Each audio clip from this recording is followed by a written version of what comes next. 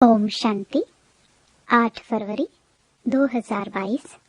बाबा के महावाक्य। मीठे बच्चे, एक बाप ही है जिसकी अपरम अपार महिमा है। बाप जैसी महिमा और किसी की भी हो नहीं सकती।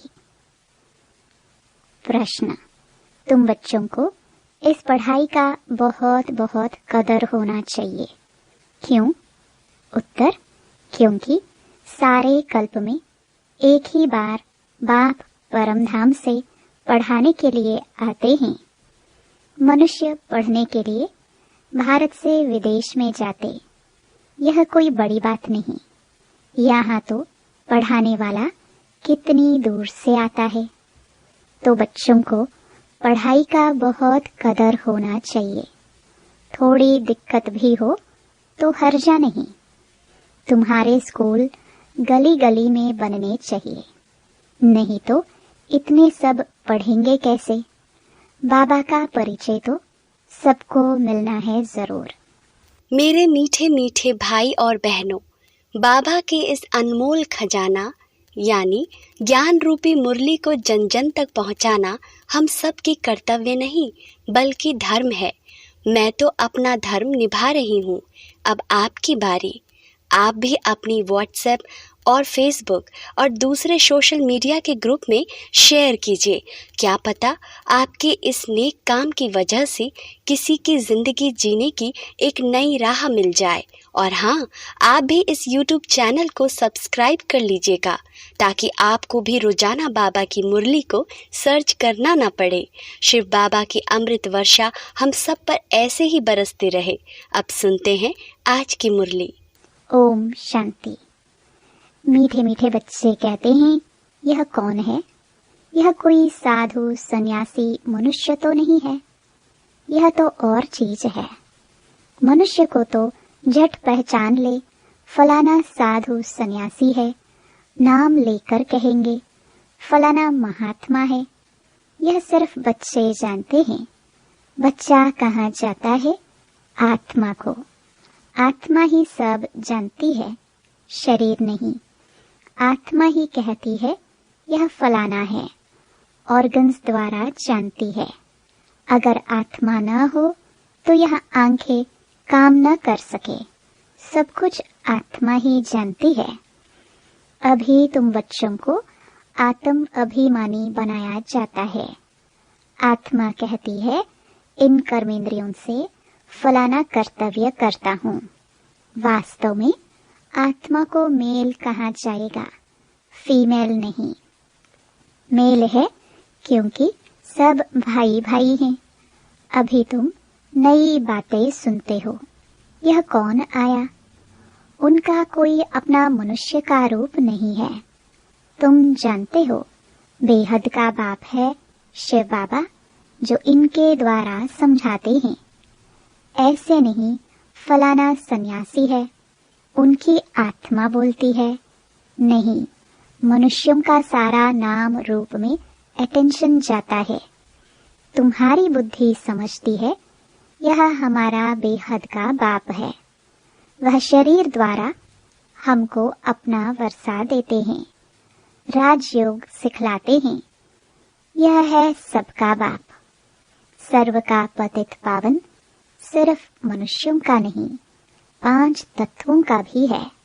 सर्व की सद्गति करने वाला है ऊंचे ते ऊंचा बाप। सृष्टि में महिमा करने लायक है तो एक बाप ही है, दूसरा ना कोई। ना ब्रह्मा विष्णु शंकर की महिमा कर सकते हैं। उनका बर्थडे मनाकर क्या करेंगे?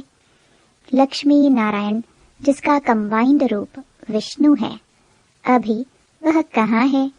लक्ष्मी नारायण पुनर्जन्म लेते लेते अभी अंतिम जन्म में हैं।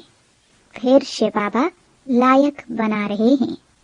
सर्व का सद्गति दाता वह एक ही है। महिमा भी एक की है। उस पतित पावन बिगर देखो सृष्टि का क्या हाल हो गया है। कृष्ण के भक्तों से पूछो राधे कृष्ण कहाँ हैं, तो कहेंगे सर्वव्यापी है। राधे के पुजारी कहेंगे राधे ही राधे है। हनुमान के पुजारी कहेंगे जिधर देखो हनुमान ही हनुमान, परंतु नहीं, बाप अपनी महिमा तो नहीं करेंगे, अपने पाठ से सिद्ध करते हैं और कोई की महिमा गाई नहीं जा सकती। लक्ष्मी नारायण ही राजाई करते हैं, छोटेपन में राधे कृष्ण हैं, वह तो है प्रारब्ध, तो उनकी महिमा क्या करेंगे। ब्रह्मा की भी महिमा नहीं, विष्णु की भी कोई महिमा नहीं, महिमा तो एक की ही है, उनको ही पतित पावन कहा जाता है। अभी तुम बच्चे जानते हो कि विष्णु कौन है। विष्णु को स्वदर्शन चक्र सूक्ष्म वतन में क्यों दिखाते हैं। मनुष्य को तो जास्ती भुजा होती नहीं, सूक्ष्म वतन में भी 4 भुजा दिखाई है, प्रवृत्ति मार्ग को सिद्ध करने के लिए। बाप कहते हैं, मीठे बच्चे, अब तुम जान गए हो 84 जन्म हम कैसे लेते हैं। तुम्हारा गृहस्थ व्यवहार पवित्र था, मंदिरों में जाकर गाते हैं ना, सर्वगुण संपन्न तुम मात पिता। अब यह महिमा फिर रॉन्ग हो जाती है। यह महिमा है सिर्फ एक की, देवताओं की नहीं है। जो कुछ महिमा है सो एक की, वह है परम पिता, परम आत्मा, परम बाप, परम टीचर, परम सतगुरु अकाल कहते हैं ना, उनको याद करते हैं, वही अकाल मूर्त है। शिव बाबा को बैल पर दिखाते हैं, वह फिर अकाल तख्त दिखाते हैं। अब यह तो कोई को पता नहीं है शिव बाबा क्या है। मंदिर में जो रखते हैं वह उनका अंश है, वह तो है ज्ञान सागर पतित पावन, उनको तो मनुष्य का तन चाहिए ना। तुम बच्चे जानते हो कि उनका तख्त यह ब्रह्मा ही है। धर्म स्थापकों की क्या महिमा है, वह तो सिर्फ आकर धर्म स्थापन करते हैं, वह कोई जीवन मुक्ति नहीं देते। मनुष्य कहते हैं मोक्ष मिले, फिर आए ही नहीं। वह धर्म स्थापक तो अपने धर्म वालों को नीचे ले आने के निमित्त बनते हैं, उनको तो आकर अपना धर्म स्थापन करना है। ड्रामा का पाठ है, जो भी आते हैं उनको पुनर्जन्म लेना ही है। यह तो स्थापना बाप करते हैं, वह सबका पतित पावन है और कोई पावन नहीं बनाते हैं। वह तो आते हैं अपना अपना पाठ बजाते हैं। सतो रजो तमो में आना ही है, उन्होंने धर्म स्थापन किया बस। जो शिक्षा दी फिर उसके शास्त्र बने। जो धर्म स्थापन करते हैं उनको फिर पालना जरूर करनी है। वापस कोई जाता नहीं, सभी इस समय भिन्न भिन्न नाम रूप में यहाँ पतित दुनिया में हैं। पहले नंबर में लक्ष्मी नारायण देखो, वह भी अब यहाँ हैं। प्रजापिता ब्रह्मा द्वारा ब्राह्मण रचते हैं, फिर यह जाकर राधे कृष्ण बनेंगे। जब तक शिव बाबा न आए तब तक कोई पावन बन ना सके। बलिहारी उस एक की है, उनकी ही महिमा है। कहते भी हैं शिवाय नमः। तुम मात पिता सब याद करते हैं, सबसे जास्ती महिमा उस बाप की ही है। पुकारते भी हैं ओ गॉड फादर, बाप को ही पुकारते हैं। यह नाटक बना हुआ है। जब सृष्टि पुरानी होती है तब बाप आते हैं। मूल वतन, सूक्ष्म वतन, स्थूल वतन, तीनों लोकों का ज्ञान देते हैं। ज्ञान एक ही बार मिलता है, उनको ज्ञान का सागर कहा जाता है। बाकी यह सूर्य, चांद आदि तो बेहद मांडवे की रोशनी देने वाली बत्तियां हैं। वह रात, वह दिन, यह मांडवे की बत्तियां हैं। ऐसे नहीं कि सूर्य देवताए नमः कहेंगे, नहीं, देवताए तो ब्रह्मा, विष्णु, शंकर हैं। कोई मूल वतन से आत्माएं यहाँ आती हैं तो सीधा गर्भ में जाती हैं, सूक्ष्म वतन में नहीं जाती। सीधा सतयुग में आएंगी गर्भ महल में। वहाँ तो कोई पाप कर्म होते नहीं, यहाँ पाप करते हैं तब त्राही त्राही करते हैं। धर्मराज हमें बाहर निकालो, फिर हम पाप नहीं करेंगे। बाहर निकलने से फिर पाप करने लग पड़ते हैं। वहाँ की वहाँ रही। यह भी ड्रामा में है। भारत का सबसे बड़ा दुश्मन रावण ही है। द्वापर से रावण राज्य शुरू होता है।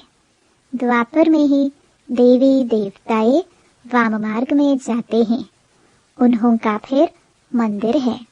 पुरी में देखो कैसा मंदिर बना हुआ है। अंदर जगन्नाथ की मूर्ति है और बाहर में देवताओं के बड़े गंदे चित्र है। ऐसे ऐसे चित्र मंदिर में नहीं होने चाहिए। तुम तो अभी श्रीमत पर श्रेष्ठ बनने का पुरुषार्थ कर रहे हो। सतयुग आदि में लक्ष्मी नारायण श्रेष्ठ है ना। उन्होंने यह श्रेष्ठ पद कैसे पाया? अब तुम फिर से पढ़ रहे हो। बाप कहते हैं, मैं कल्प कल्प कल्प के संगम युगे फिर से आता हूँ, आता ही रहूंगा। फिर से तुम बच्चों को राजयोग सिखलाऊंगा। फिर सतो रजो तमो में आना है। तुमको 84 जन्म भोगना पड़ता है। जो पहले पहले आते हैं सब नहीं भोगते। 84 लाख तो है नहीं। मनुष्यों को जो कुछ कोई ने कहा वह सत सत कहते रहते हैं। अगर 84 लाख जन्म हो तो कल्प की आयु बड़ी हो जाए। बाप कहते हैं 84 जन्म हैं, सो भी देवी देवताओं के। अच्छा, फिर इस्लामी, बौद्धी, क्रिश्चियन आदि कितने जन्म लेते होंगे? हिसाब है ना। आते तो बहुत हैं, ताल तालियां हैं। तुम सारे सृष्टि के आदि मध्य अंत को जानते हो।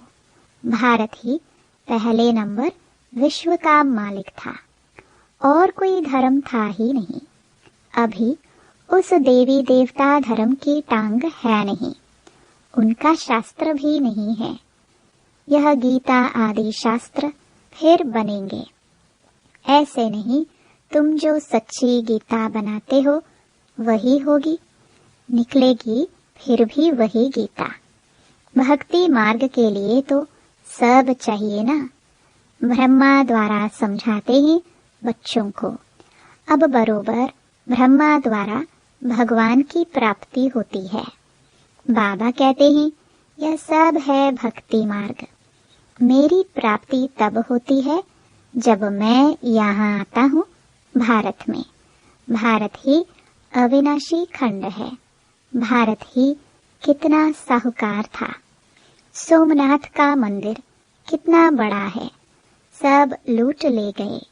बिरला के पास बहुत पैसे हैं तो कितने बड़े मंदिर बनाए हैं।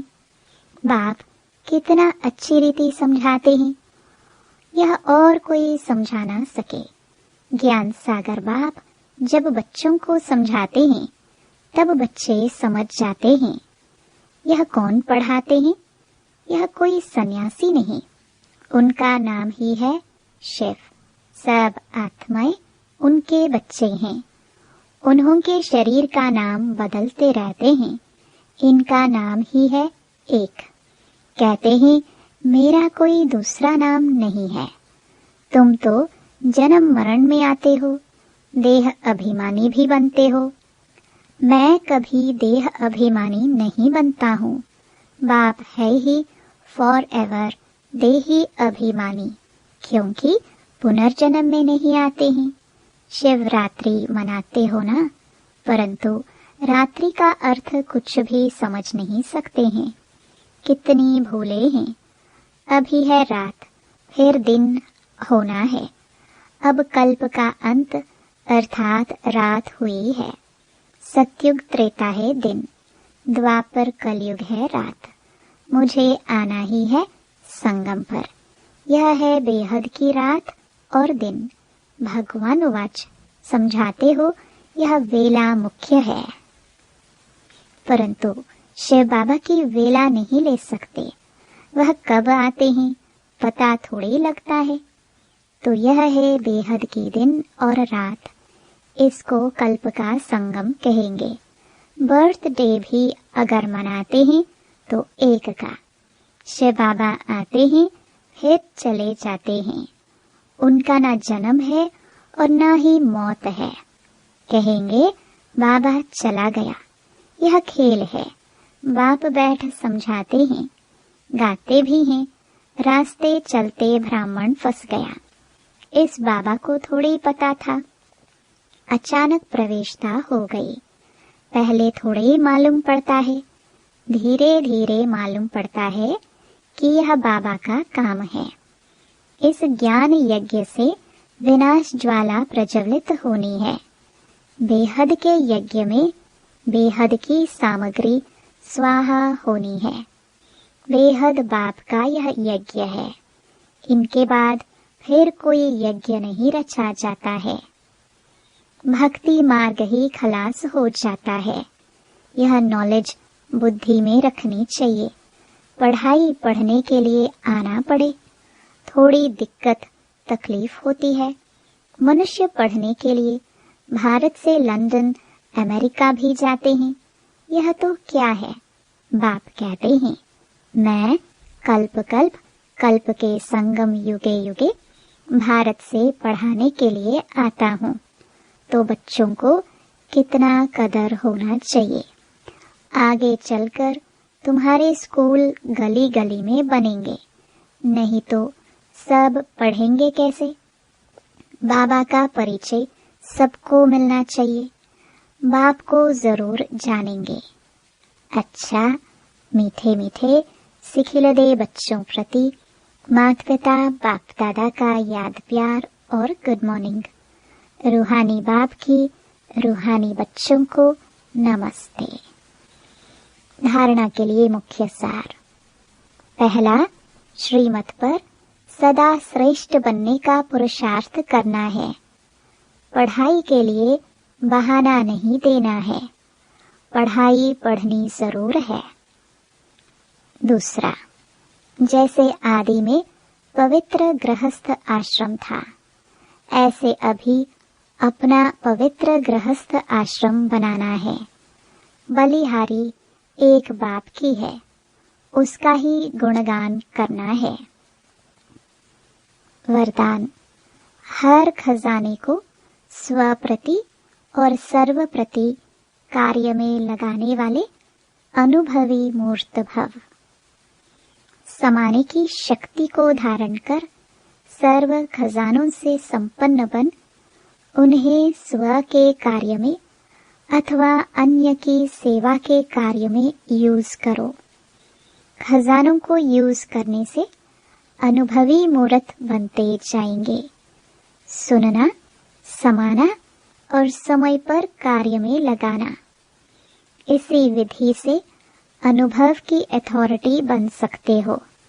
जैसे सुनना अच्छा लगता है, पॉइंट बड़ी अच्छी शक्तिशाली है, ऐसे उसे यूज करके शक्तिशाली विजयी बन जाओ, तब कहेंगे अनुभवी मूर्त। स्लोगन, गुणवान उसे कहा जाता जो ग्लानि करने वालों को भी गुणमाला पहनाता चले। ओम शांति।